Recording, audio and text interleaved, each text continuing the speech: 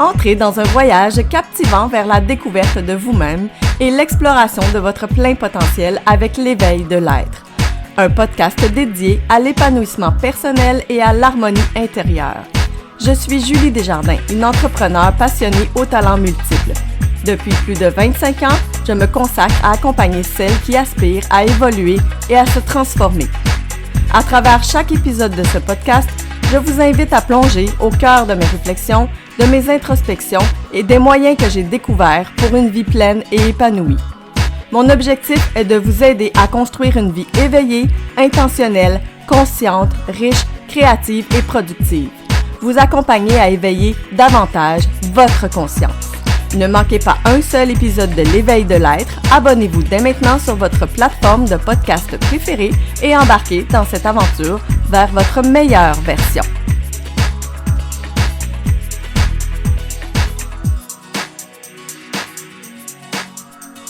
Coucou, c'est Julie. C'est mon deuxième podcast aujourd'hui et j'ai maintenant envie de t'amener sur un autre sujet qui me préoccupe. C'est le sentiment d'impuissance. En fait, ce thème-là aurait dû être mon premier sujet de podcast, mais j'étais peut-être pas prête à en parler à ce moment-là. Puis aujourd'hui, j'ai envie de te parler du sentiment d'impuissance parce que ce sentiment-là touche les femmes et les hommes, je crois, à un moment donné de leur vie, que ça soit pendant le milieu de la carrière, à la fin de la carrière, puis il y en a même au début de leur carrière. J'ai envie de te partager le fait que, comme j'ai dit dans un ancien podcast, j'ai travaillé donc dans le réseau de la santé. J'y travaille encore, mais j'ai changé de milieu. J'ai été... ça fait plus de 25 ans que je suis dans le domaine de santé, des services sociaux et de l'éducation.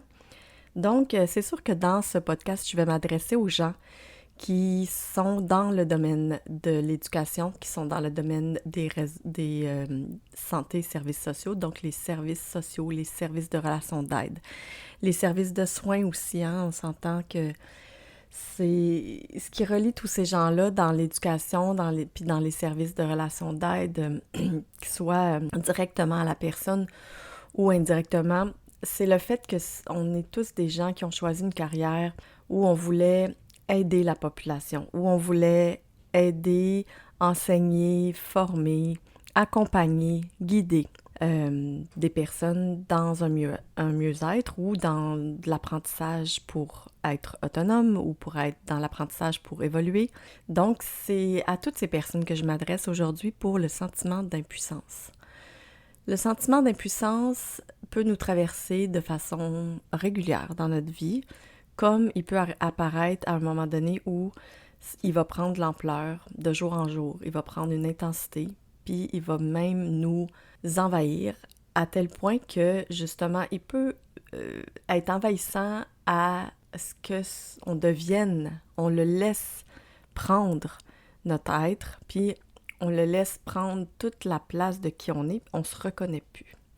Puis le sentiment d'impuissance, pourquoi j'ai vraiment besoin d'en parler, c'est que quand on est dans cette période-là du sentiment où on se sent tellement impuissante, c'est qu'on aurait besoin que quelqu'un nous donne la main, puis qu'il nous sorte de là, qu'il nous sorte de cette brume, qu'il nous sorte de cette sensation où on a l'impression de pédaler, d'avancer, puis que finalement, il n'y a rien qui change, puis qu'on commence à voir tellement noir, tellement sombre, ce qui nous dérange le plus, puis des fois, finalement, on vient que tout ce qu'on voit devient noir. Fait que c'est un peu ça que j'ai envie de partager aujourd'hui, c'est de dire, moi aujourd'hui, c'est un peu ma main que je te tends. Peut-être que ça va tomber sur les bonnes personnes, puis peut-être que si tu entends ce message, tu pourras partager mon podcast à quelqu'un qui en a besoin aujourd'hui.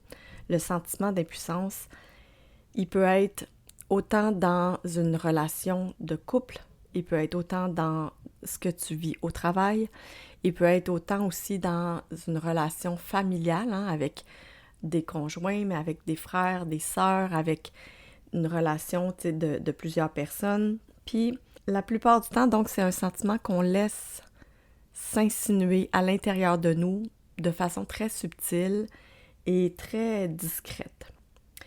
Puis ça, dans le fond, c'est que c'est un sentiment qui fait en sorte que Tu sais, ça arrive pas du jour au lendemain, là. C'est comme, du jour au lendemain, tu te lèves et tu fais comme « Oh wow! Je suis vraiment impuissante. » Non. C'est quelque chose que tu as essayé. Par exemple, je vais donner mon exemple au travail. Je vais avoir fait des tentatives de modifier des choses. Je vais avoir fait des tentatives d'aller, par exemple, changer ma façon de travailler. J'ai fait des tentatives pour demander de l'aide, du support. J'ai fait des tentatives pour parler avec des personnes qui sont plus des superviseurs cliniques, des supérieurs cliniques, parler avec ma patronne. Des moments où, par exemple, je vais avoir fait des tentatives de peut-être modifier mon horaire pour adapter mon horaire pour que je sois plus disponible, plus disposée. Puis là, à un moment donné, j'ai comme un sentiment d'impuissance qui revient dans le fait que, par exemple, à ce moment-là, dans ma vie, j'avais l'impression que je ne pouvais plus aider les gens. Moi, c'était mon sentiment d'impuissance. À ce moment-là, c'était celui-là qui était comme celui qui me dérangeait le plus. Il y a d'autres personnes, leur sentiment d'impuissance, puis j'en ai à d'autres moments, j'en ai eu. Ça va être par exemple sur ton sentiment d'impuissance de ne pas pouvoir accompagner une personne que tu aimes beaucoup, puis que cette personne-là, par exemple, se détériore, se fait des choix que tu trouves vraiment tristes et que tu t'es un peu déçu aussi de ses choix parce que tu voudrais qu'elle prenne soin d'elle, tu voudrais qu'elle fasse les meilleurs choix, puis que finalement, tu n'as pas de pouvoir parce que tu la vois dégringoler, puis tu la vois pas faire les choix que tu aimerais qu'elle fasse. Puis ça aussi, c'est un sentiment d'impuissance. Mais aujourd'hui, tu sais, je vais faire référence à celui que j'ai vécu, qui a été le plus fort pour moi, et surtout le plus destructif, qui était, fut un temps à mon ancien emploi.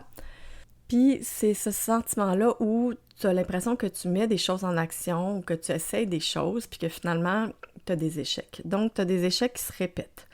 Tu fais plusieurs essais, puis mais malgré les essais que tu vas faire, ça fonctionne pas. Tu as l'impression d'avoir peut-être des bâtons dans les roues. Tu as l'impression que c'est jamais comme ton moment, ou c'est jamais ta chance, c'est jamais comme toi qui réussis pour telle chose, ou tu sais, ça fonctionne pas aujourd'hui, c'est comme pas ta bonne journée, puis ça se répète, puis tranquillement. Puis là, tu as de moins en moins de réussite dans ce que tu fais. Tu as de moins en moins de réussite aussi dans tes journées, dans ton sentiment de finir ta journée puis de dire « OK, aujourd'hui, tu sais, j'ai vraiment accompli ce que j'avais à accomplir. » Puis, ou, tu sais, cette personne-là ou les personnes avec qui je voulais, par exemple, accompagner ou avec qui je voulais travailler, ben, tu sais, le sentiment d'avoir accompli ce que je devais accomplir, tu sais, ça fonctionnait plus, ça fonctionnait de moins en moins. Il y a une récurrence, là, qui s'installe, tu sais. Puis là, quand il y a la récurrence qui s'installe dans le sentiment d'impuissance, quand ça devient de plus en plus quotidien, puis des plus longues périodes dans ta journée où tu te sens comme avec une sorte de tristesse finalement qui s'installe, de dire « Ouais, OK, qu'est-ce que je ressens? Tu sais, comment ça se fait que il n'y a rien qui fonctionne? Tu sais, je demande de l'aide, ça marche pas, j'ai modifié telle chose, ça marche pas, peut-être que, tu sais, telle chose, c'est plus pour moi. » Là, dans mon cas, c'était comme peut-être que ce travail-là, ça fonctionne pas pour moi, peut-être que je devrais aller voir ailleurs, mais pourtant, tu sais, j'étais avec la clientèle avec laquelle j'aimais le plus travailler, comme travailleuse sociale, puis c'était vraiment l'emploi que je pensais pouvoir faire jusqu'à la fin de ma carrière, là, je pensais vraiment pouvoir être là très longtemps, fait que là, de me re-questionner sur « Ouais, est-ce que je suis vraiment à bonne place? Est-ce que je devrais pas changer de clientèle, changer de poste? » Je commençais à me poser des questions.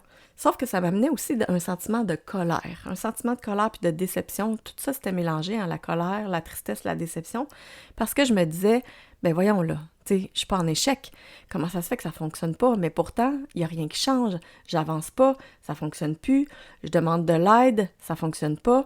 Fait que j'avais vraiment comme un sentiment qui revenait quotidiennement. Puis, quand tu vas travailler le matin puis que là, t'as ce sentiment-là récurrent à tous les jours de ça me fonctionne pas, mes projets, ça fonctionne pas avec mes clients, ça fonctionne pas, par exemple, même mes notes, je me relis, faut que je fasse des évaluations du fonctionnement social, ça, c'est long, c'est ardu, parce que là, plus le temps avance et plus tu es préoccupé et plus ton esprit et ton mental devient pas très, très productif, donc tu deviens avec des difficultés de concentration, ton énergie est affectée, tu te sens plus fatigué, puis là, il y a comme quelque chose dans ton organisation de travail qui finalement vient quasiment confirmer que, ben c'est ça, tu vois bien que ça marche pas, puis ça vient confirmer que finalement, ben oui, c'est ça, t'es en échec, puis ça marche pas tes affaires, t'es plus bonne, tu sais, t'es peut-être plus bonne pour ça, tu sais, peut-être que t'es acheté à la poubelle, là, puis,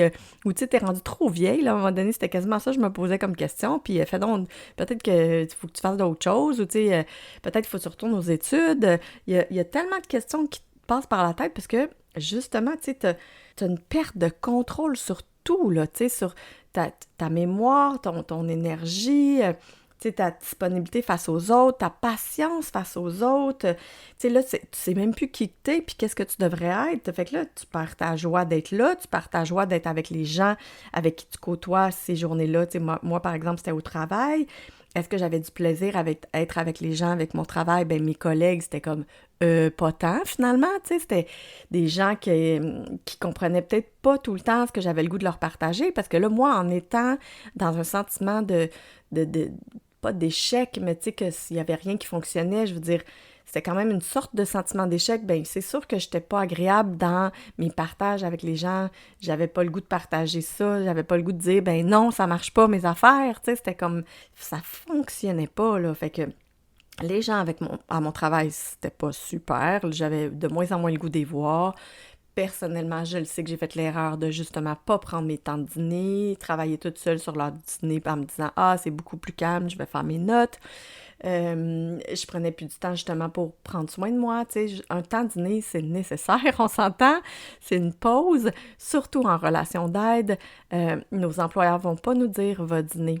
Ils vont pas nous dire « Prends ta pause ». Au contraire, hein? Clairement pas qu'ils vont nous demander de prendre nos pauses, ils vont nous demander de faire de l'overtime, ils vont nous demander de faire absolument, par exemple, telle tâche à faire avant telle date. Ça, c'est nécessaire et essentiel. Tu sais, bon, on s'entend, dans le réseau de la santé, il y a des statistiques à faire. Dans le réseau scolaire, il y a les bulletins à faire, il y a des rencontres de parents. Tu sais, il y a toujours des choses qu'on doit, des fois, fournir dans un court laps de temps où on doit se pousser à le faire parce que, par exemple, tu sais, cette période-là, c'est un rush. Il y a des enseignants, par exemple, au cégep qui ont les rushs de correction d'examen, les rushs de correction de travaux, etc. Fait que c'est sûr que dans ces moments-là, tu sais, on va favoriser un peu le travail en se disant, ben, tu sais, si je me sens pas bonne, il y a rien qui fonctionne, ben oui, je vais le faire, je vais continuer à le faire, puis tu sais, on n'a plus les idées claires pour être capable de défendre notre point de vue ou de mettre une limite avec quelqu'un. Ça, c'est clair. T'as plus la capacité de comprendre que non, tu sais, à cette heure-là, je m'arrête, c'est le temps de m'arrêter, puis je vais te le dire à toi, mon patron ou mes collègues, que ça fait plus de sens. Puis moi, ou sinon de dire, ben moi, je préfère travailler telle journée à telle heure parce que pour moi, être disponible à 7 heures le soir, non, tu sais, ça fonctionne pas pour une réunion ou pour quelque chose comme ça, tu sais. Fait que c'est vraiment difficile, rendu là, d'essayer de se respecter parce qu'on n'a plus cette force-là de l'apercevoir puis de le dire aussi, de le nommer. Fait que ça, c'est aussi un problème. Donc, puis on perd le plaisir d'être avec nos collègues, puis on perd le plaisir de faire notre travail comme concrètement, tu sais.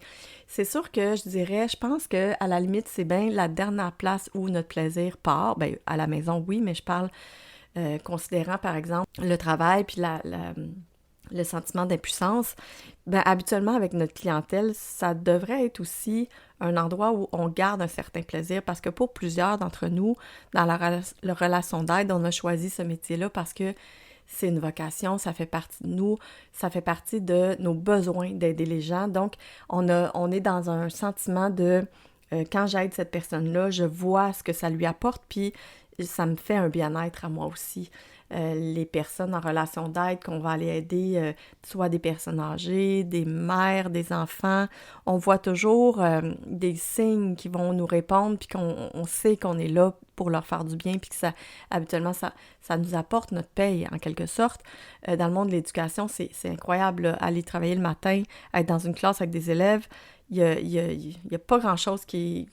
En tout cas, c'est sûr que moi, l'expérience que j'ai eue était super agréable, fait que je peux pas penser que c'est partout comme ça pour tout le monde, mais j'ai eu la chance de vivre 2 années d'enseignement dans des écoles primaires, puis de vivre en tant qu'enseignante, là, non légalement qualifiée, mais quand même, je veux dire, de vivre ces moments-là avec des enfants, pour moi,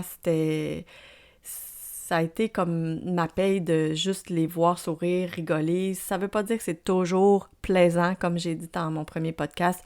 On s'entend, il y a des journées de crotte, il y a des journées où ça va pas bien, il y a des journées où on se sent que notre tête veut pas suivre notre corps ou notre corps veut pas suivre notre tête, notre énergie est pas la bonne, c'est correct. Excusez, de respecter ça, c'est comme essentiel. Puis, en fait, quand je dis respecter, c'est de le reconnaître, hein? C'est de l'accepter et de le reconnaître, ça, c'est respecter cette énergie-là. Pour moi, c'est ça, respecter, c'est pas de dire je fais rien cette journée-là parce que je me sens tout croche, c'est pas ça. Puis ben là, c'est ça, oui, à la fin, tranquillement, on va perdre le plaisir aussi d'aider les gens parce que finalement, on se rend compte que peut-être qu'on n'est plus capable d'être adéquat. On devient, notre sentiment d'impuissance face à ce qu'on aimerait changer ou ce qu'on aimerait offrir, il devient confrontant parce que finalement, on a l'impression peut-être de plus bien faire notre travail. On a l'impression qu'on ne peut pas le donner à sa juste valeur. On a l'impression qu'on ne peut pas l'offrir comme on devrait l'offrir selon des normes, possiblement. Hein? Il y a des normes qui existent. Nous, par exemple, les travailleurs sociaux, moi, je ne fais plus partie de l'ordre, mais tout le temps où j'ai fait partie de l'ordre parce que j'étais travailleuse sociale, bien, à ce moment-là, j'ai des inspections, je dois répondre à des normes, je dois répondre à des lois, puis j'ai un permis pour être travailleuse sociale, puis même si j'avais pas de permis, j'étais, par exemple, agent de relations humaines ou une personne en relation d'aide, je veux dire, il y a un minimum de choses qu'on doit faire pour penser qu'on respecte les gens avec lesquels on travaille, puis, ben c'est sûr que, tu sais, si tu penses, toi, comme individu, que tu n'es plus capable de donner un certain niveau de qualité à ces gens-là, bien, c'est là où, à un moment donné, tu fais comme, OK, là, ça fonctionne plus, puis tu te sens dans une sorte d'immobilité. Il y a une sorte de brisure, de cassure qui se passe, là, parce que tu te dis, je peux pas faire mon travail, je ne peux plus le faire. C'est complètement inacceptable pour moi, dans mes valeurs et dans le sentiment que j'ai actuellement de faire un travail dans ce contexte-là. Puis, c'est ça qui apporte le sentiment d'impuissance, c'est qui apporte un sentiment où on n'a pas un plein pouvoir sur comme être capable d'effectuer notre rôle, effectuer nos tâches, effectuer le ce pourquoi on est là, de façon à livrer la qualité que nous, on est, la qualité que...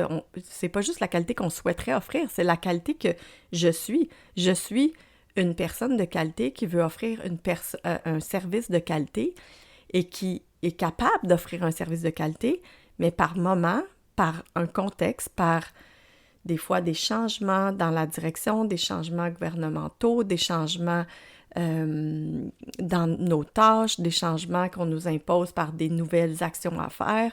Ça se peut que, justement, ça devient où on a l'impression que tout devient impossible à mettre en œuvre notre potentiel de réaliser notre travail comme on devrait le réaliser.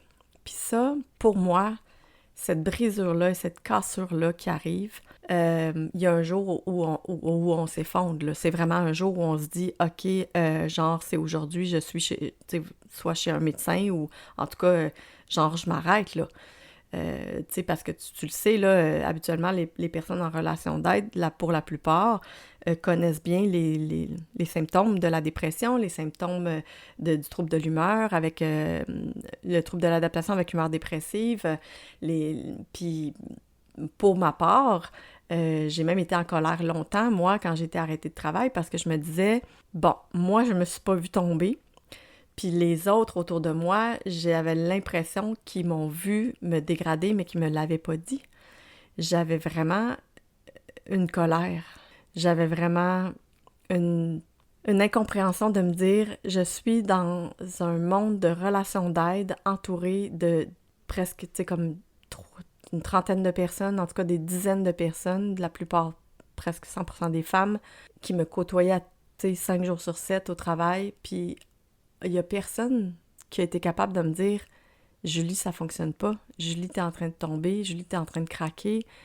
Julie, t'es plus la même. » Puis, juste pour vous dire, avant que je sois arrêtée, plusieurs mois avant, J'avais un voyage de prévu, puis j'avais même pas le goût d'y aller avec mes enfants, mon conjoint, puis on s'en allait à Walt Disney. Je veux dire, c'est pas comme si j'avais déjà été là, j'étais jamais allée. C'est pas comme si c'était une affaire, je m'en vais à l'épicerie m'acheter une crème glacée, là.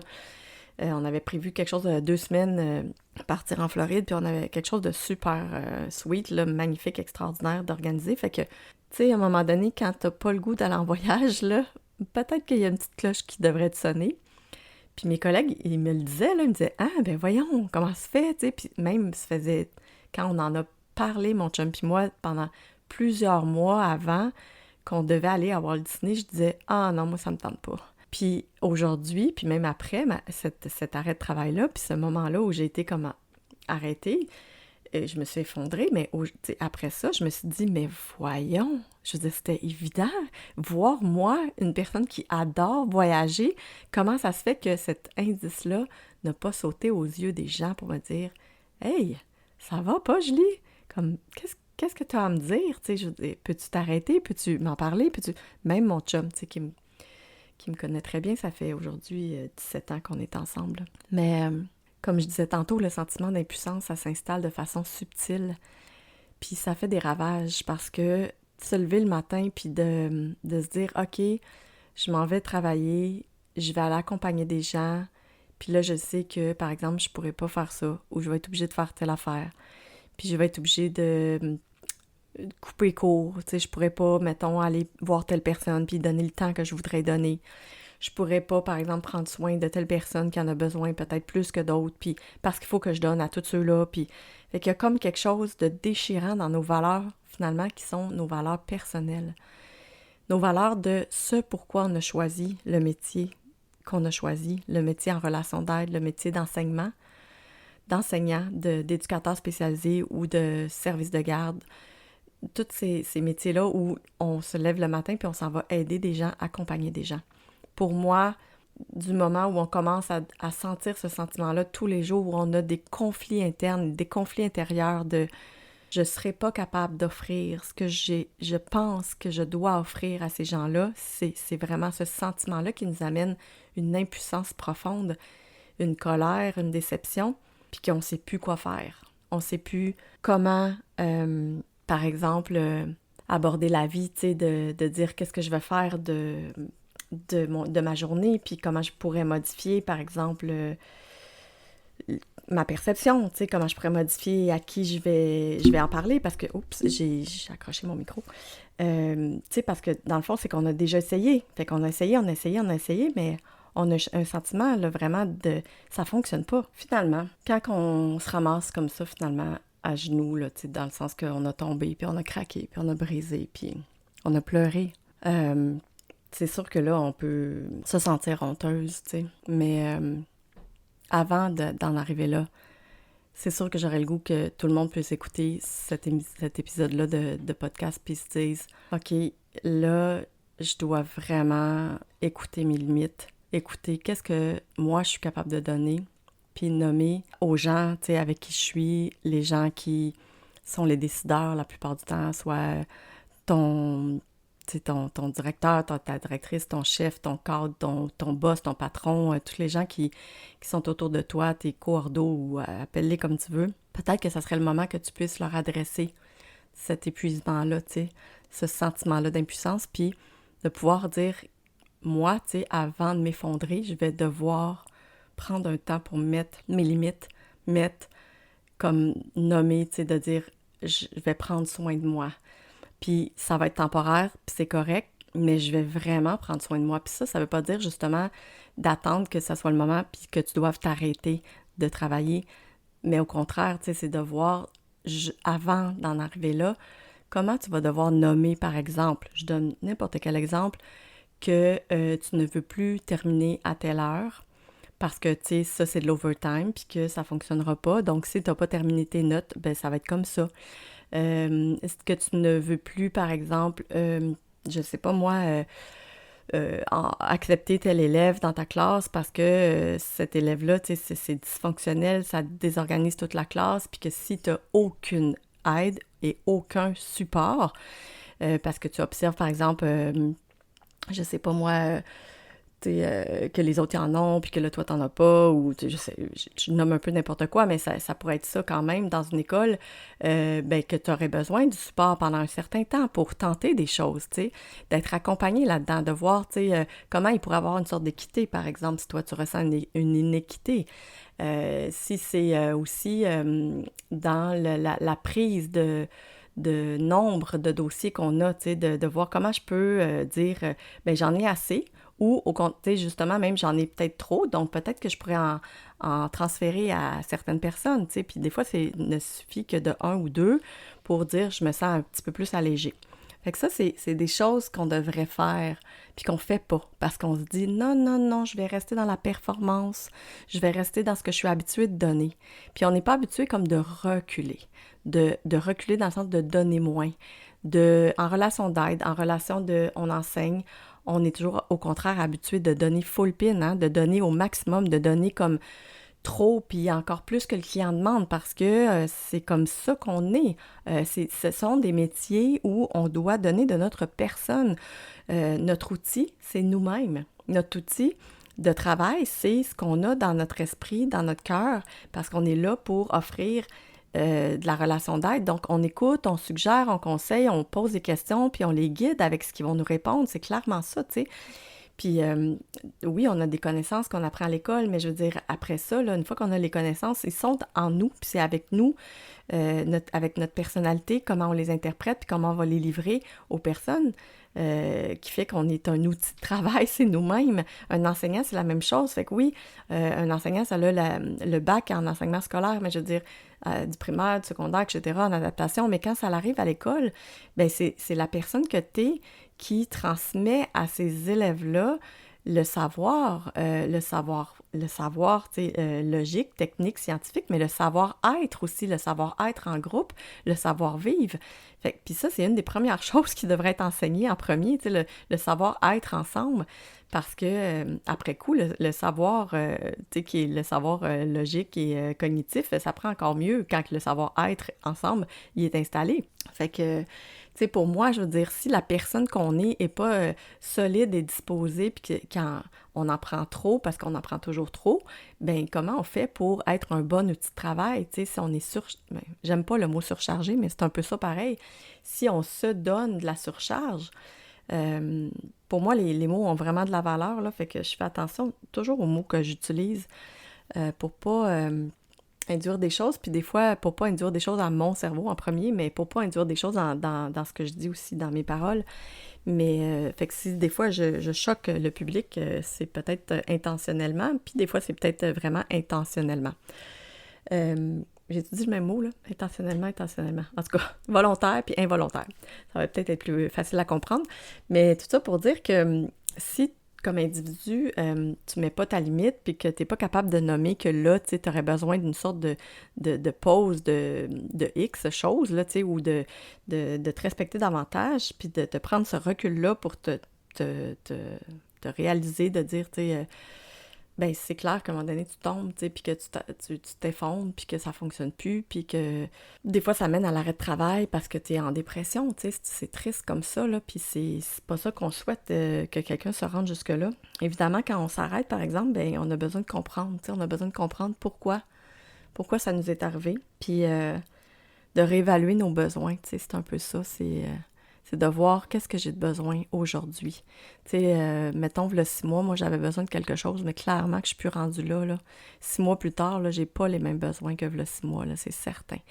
On évolue vite, puis de nos jours, la société évolue tellement vite. Juste avec l'épisode de la pandémie, tu sais, on a vécu des hauts et des bas de, tu sais, on a le droit de sortir, on n'a plus le droit de sortir. Les périodes de confinement, il y avait des sortes de balises là, tellement différentes d'une semaine à l'autre, fait que c'est difficile à suivre. Puis c'est un peu ça, là, la vie, c'est de vous dire comment c'est changeant d'une période à une autre, d'une année à une autre. Tu sais, le monde économique influence beaucoup aussi notre façon de vivre en société. S'il y a des récessions, la température aussi, hein, les saisons, pour nous au Québec, les saisons variables changent les humeurs des gens, changent la façon de vivre, changent les modes de se véhiculer, change les activités qu'on va faire à l'extérieur ou pas. Fait que il y a beaucoup de choses extérieures qui viennent influencer nos besoins finalement, tu sais, qu'est-ce qu'on a de besoin, puis comment on peut vivre à tous les jours avec les limites qu'on a, puis les capacités qu'on a. Ça, c'est plus intéressant à voir, tu sais, quelles capacités que j'ai en ce moment, puis comment je pourrais les respecter. Puis de reconnecter avec nos valeurs. Ça, c'est quelque chose que je pense qu'on ne réfléchit peut-être pas assez souvent, de voir comment, est-ce que, posez-vous la question, à 15 ans, vous aviez des valeurs, tu sais, qui vous étaient transmises par votre famille, par l'école, par vos amis, que vous avez acheté, puis adhéré, puis qui vous faisaient du bien. Puis à l'âge de 25 ans, est-ce que c'était les mêmes valeurs? Puis ceux qui ont 40 ans, par exemple, aujourd'hui, est-ce que c'est les mêmes valeurs de 40, puis de 25, puis de 15?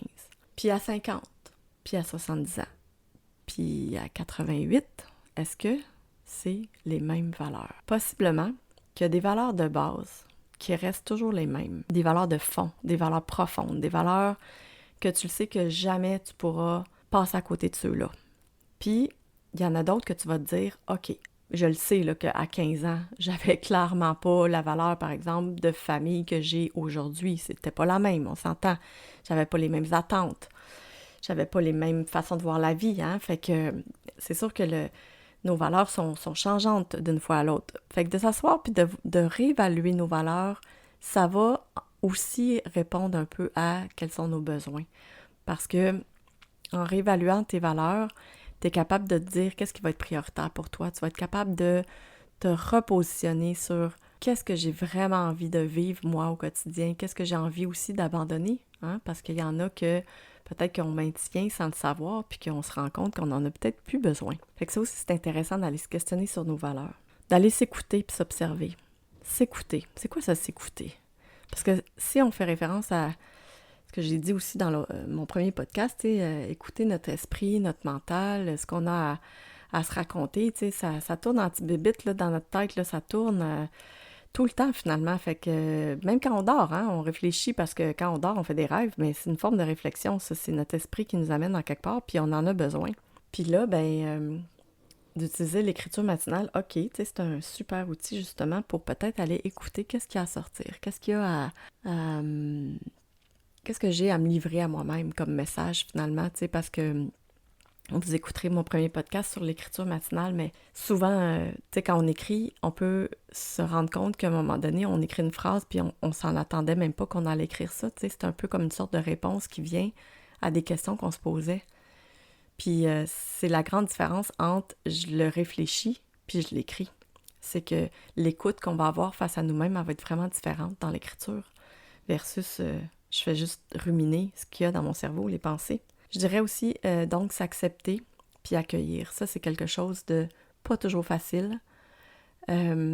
S'accepter puis accueillir, c'est un peu comme se respecter finalement. C'est de dire comment je peux vivre avec ce que je ressens. Tu sais, le sentiment d'impuissance, là, il s'est insinué justement tranquillement avant que je m'en rende compte. Fait que, tu sais, si aujourd'hui tu écoutes mon podcast puis tu te dis « OK, je l'ai, moi, le sentiment d'impuissance », ben peut-être que tu peux te demander comment je vais accueillir ce sentiment-là d'impuissance. Puis je vais me dire, il n'est pas arrivé là comme ça, là, hein? J'ai laissé rentrer dans ma vie ce sentiment-là, mais j'ai donc le pouvoir de pouvoir modifier ça, hein? J'ai le pouvoir de changer les choses, j'ai le pouvoir de le repousser, ce sentiment-là d'impuissance. Mais sur quoi j'ai du pouvoir? Sur quoi j'ai du pouvoir d'agir aujourd'hui? Oui, je te dirais que la plus grande chose sur laquelle tu as du pouvoir, ça va être sur toi-même, sur ta façon de penser, sur tes actions, sur ce que tu vas dire ou ne pas dire aux gens autour de toi, sur ce que tu vas faire et ne pas faire. C'est clair. Mais il y a aussi une part de, justement, tu sais, t'accueillir, te respecter, t'écouter. Dans le sentiment d'impuissance, c'est aussi être capable de nommer des choses, tu sais, d'aller chercher les réponses des fois vers d'autres personnes. Ça peut être une autre personne en relation d'aide, justement, puis de pouvoir aussi des fois t'appuyer sur des règles syndicales, des règles, des lois de normes de travail, des règles qui sont établies selon c'est quoi ton horaire de travail. Puis de dire, c'est pas parce que je vais sélectionner ces outils-là qui sont autour de moi, qui sont disponibles, tu sais, un programme d'aide aux employés, par exemple, puis que je suis faible ou que je tu sais, que je suis plus bonne ou que ça fonctionne vraiment pas, puis ben non, au contraire, tu sais, c'est d'aller rechercher les choses qui sont à l'extérieur de toi pour te dire comment je peux m'outiller, tu sais, de prendre des sortes de petites béquilles pour m'accompagner, de pas me sentir avec rien, tu sais, j'ai tout moi, j'ai mon intérieur, je peux aller chercher mes forces, mais des fois, on est un peu obligé d'aller chercher à l'extérieur. Qu'est-ce qui peut m'accompagner, puis qu'est-ce qui peut m'aider là-dedans? Des fois, c'est des personnes, mais des fois, c'est des choses abstraites, comme je disais tantôt, tu sais, ton horaire, d'aller réfléchir, est-ce que c'est ton horaire? Est-ce que c'est une personne en relation d'aide? Est-ce que c'est d'en parler avec ton patron? Est-ce que, tu sais, de mettre tes limites? Est-ce que c'est ton syndicat? Est-ce que c'est... Bon, il y a plein de façons de voir ça, mais d'aller chercher à l'extérieur, qu'est-ce qui pourrait t'aider? Il y aurait du temps que tu aurais à mettre sur toi, je pense. Tu sais, ça, c'est la notion du temps, c'est de comment je peux prendre soin de moi en temps, de m'imposer des temps de réflexion puis des temps de privilège avec moi-même, des temps de douceur, des temps de plaisir, mais pas... Je sais que quand on est dans un sentiment d'impuissance qui est trop avancé, des fois, on va pas aller chercher le plaisir pur, le plaisir de «Wow, j'ai le goût d'aller, je ne sais pas moi, sortir, danser ou, tu sais, sortir pour aller voir plein de gens puis jaser avec plein de monde». Au contraire, on a souvent tendance à se replier sur soi puis à plus voir trop de monde. Mais j'ai le goût de t'inviter à dire, ben comment tu pourrais peut-être prendre du temps pour prendre soin de toi. Tu sais, l'hiver, prendre des bons bains, de te crémer, tu sais, d'aller t'acheter quelque chose comme des tisanes qui te font vraiment plaisir, de dire, ah ouais, tu sais, je vais aller sentir les odeurs des tisanes, je prends choisir une ou deux, puis ceux-là, ça va être vraiment comme des moments pour moi de détente avec mon cahier d'écriture, tu sais, d'aller prendre une marche dans un endroit qui t'inspire, d'aller t'asseoir dans un parc où tu trouves que les arbres sont magnifiquement beaux, de te dire des moments de douceur comme ça et de plaisir, tu sais, des petits plaisirs qui font en sorte que toi, tu vas reconnecter avec cette notion-là de prendre du temps pour toi. Puis c'est pas obligé d'être des longs moments, des longues périodes, mais ça va te permettre justement, tu sais, d'être plus disponible pour revoir justement tes valeurs, toute la notion de tes besoins, puis de prendre le temps de t'écouter. Puis de faire des choix. Tu sais, éventuellement, ça va être de faire ces choix-là, de qu'est-ce que tu vas devoir changer. Parce que peut-être que tu vas faire des grands choix, des grandes modifications. Peut-être que tu vas faire une sélection de petites choses différentes. Puis peut-être que ça va être pas grand-chose finalement que tu vas changer. Peut-être que ça va être juste ton regard. Peut-être que ça va être juste ta perception face à toute cette situation-là. Puis le fait que tu vas changer ta perception, de dire ouais, finalement, c'est moi qui me mets de la pression. C'est moi qui vois que je dois être performante sur telle affaire, sur mes notes, sur ci, sur ça. Puis comment je pourrais modifier ma perception des choses. Fait que peut-être ça va être simplement ça aussi, mais tu sais, de faire des choix, puis après ça, d'aller un peu solidifier la personne que t'es, puis solidifier comme ces choix-là pour dire, OK, tu sais, je suis certaine, je suis convaincue, j'achète cette idée-là, puis tu sais, je vais assumer ces nouveaux choix-là. Fait que de prendre le temps de les intégrer, de les apprivoiser, puis de te les... Comment je pourrais dire? De les imprégner dans ta peau, dans ton corps, dans ta respiration pour aller les imposer, tu sais, de te les imposer à toi, ces nouveaux choix-là, ces nouvelles perceptions-là, ces nouvelles actions ou ces nouvelles paroles que tu vas devoir faire, dire ou utiliser. Puis, tu sais, c'est vraiment d'aller dire, OK, je suis prête, tu sais, j'ai envie de changer des choses. Fait que de plus sentir le sentiment d'impuissance, ben il faut changer des choses. C'est essentiel. On entend que si tu changes rien, tu vas juste continuer à t'effondrer, là.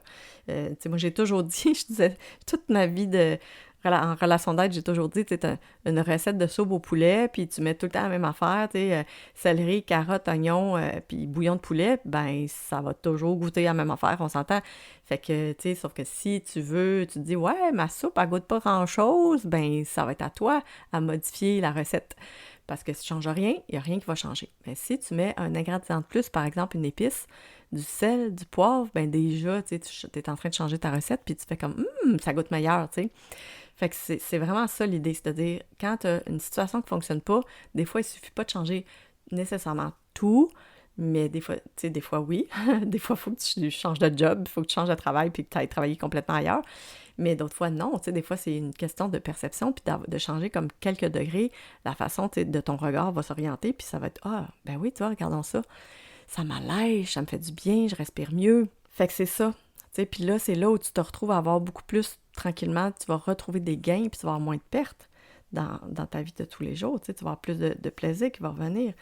Puis tu vas avoir un peu une sorte de nouvelle vie, une nouvelle approche, un nouveau regain d'énergie, tu sais, c'est vraiment ça. Mais après ça, par exemple, tu sais, ton plus grand défi, ça va être de voir, tu sais, comment tu vas maintenir cet état-là de renouveau, puis comment tu vas maintenir peut-être les outils que tu auras mis en place ou les façons d'être, puis les façons de voir la vie que tu auras mis en place, parce que habituellement, ce qui t'a mis dans l'état de j'ai un sentiment d'impuissance, ça peut revenir fort, fort, fort rapidement au galop, là, tu sais, ça va te rattraper, ce sera pas trop long, puis ça va être encore une fois insidieux, fait que c'est pour ça que ça va être important de voir comment tu vas maintenir ton état de force, tu sais, de rééquilibre que tu vas avoir trouvé, tu sais, de ton état de stabilité puis de puissance, de ton pouvoir que tu vas retrouver.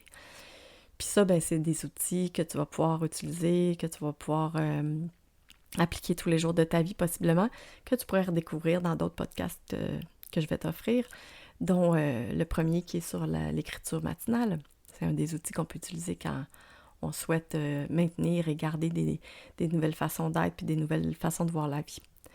Écoute, j'espère que vraiment que ça a pu aider des gens à réfléchir sur le sentiment d'impuissance parce que j'ai encore une amie dernièrement qui m'a parlé de ce sentiment-là et je n'aurais jamais cru qu'elle elle m'aurait parlé de ce sentiment-là. J'aurais pensé que elle avait assez de force pour passer à travers toute sa carrière de travailleuse sociale.